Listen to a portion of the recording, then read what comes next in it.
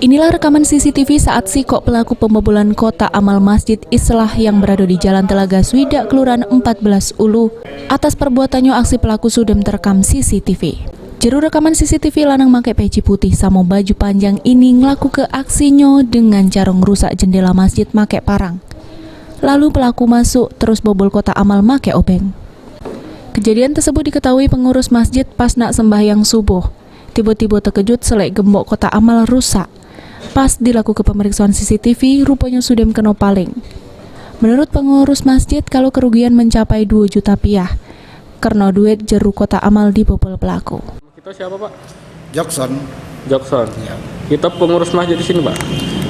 Kita marbot nggak? Marbot di sini, Pak. Sini, ya. Pak, ini kotak amal ini hilang ketahuannya kapan itu, Pak?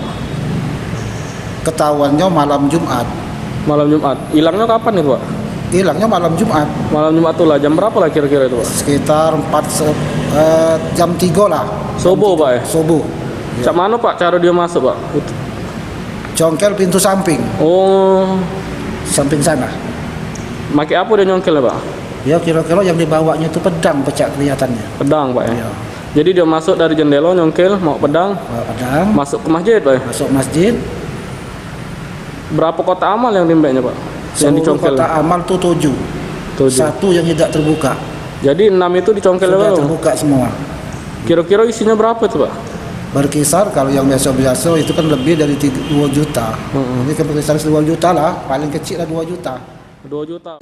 Atas kejadian ini, pengurus masjid nempuh jalur hukum bikin pengaduan di Polsek Seberang Ulu 2. Irawan, PAL TV.